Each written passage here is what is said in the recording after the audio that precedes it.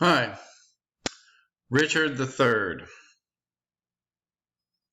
I think I've already said that the victors write the history books.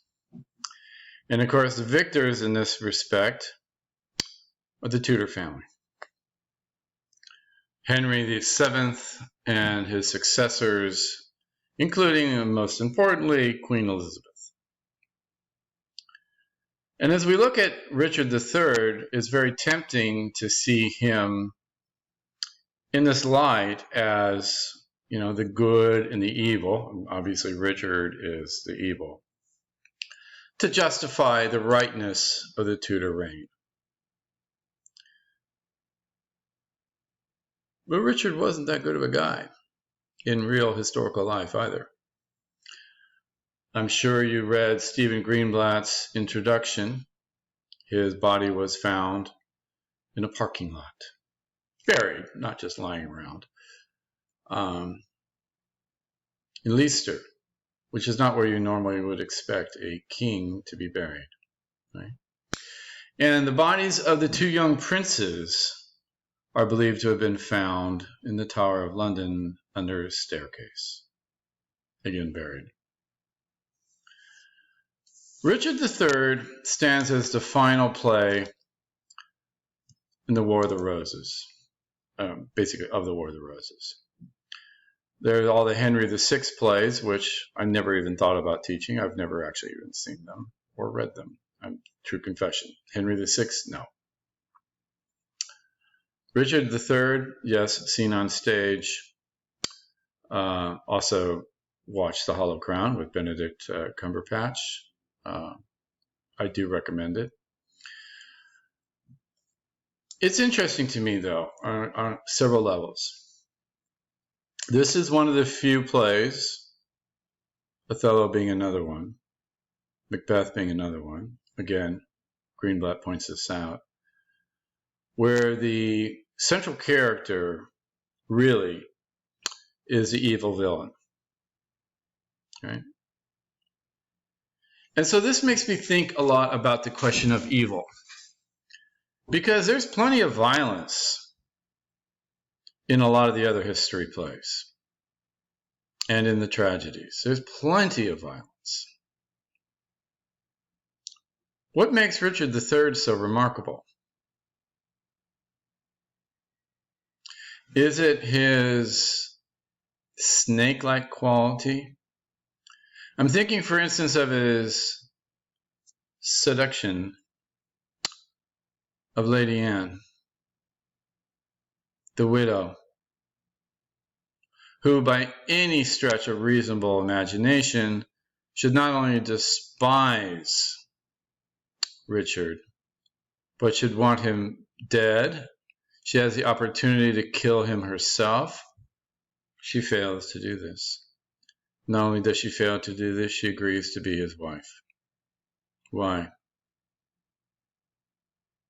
There is supposed to be in Richard this kind of satanic-like quality, right? You remember the old cliche, always give the devil the best lines. And Richard has the best lines.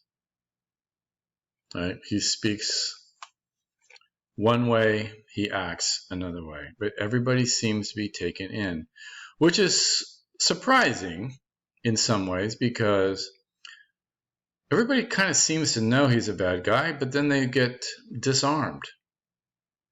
Perhaps literally.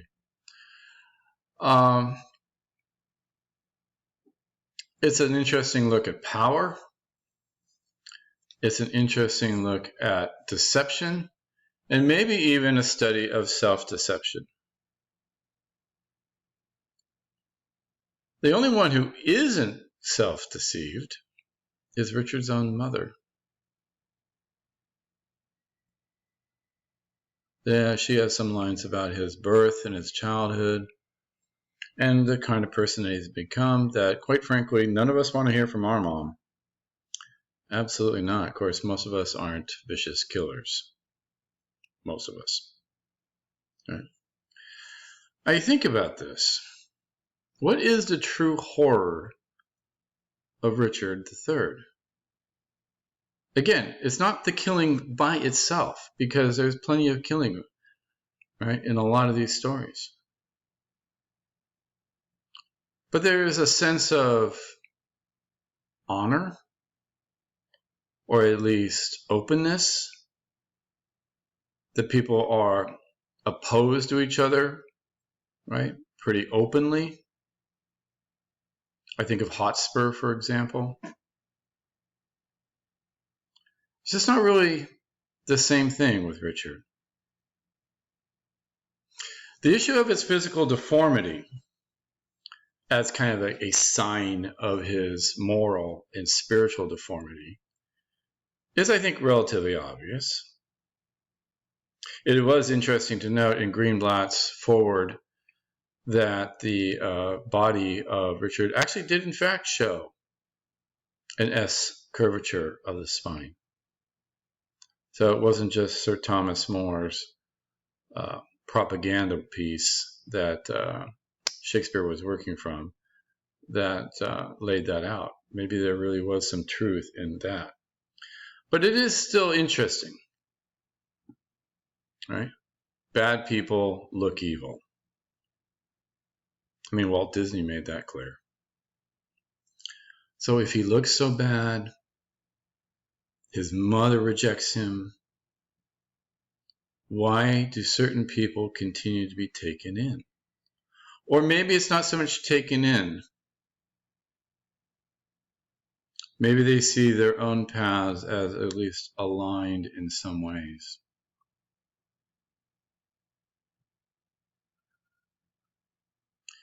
If we think about this, maybe the most horrible part, I think most people would agree the most horrible part, is the murder of the young princes, their children. Children should be innocent. We like to think in our own time as keeping the children of our modern day politicians typically out of the spotlight.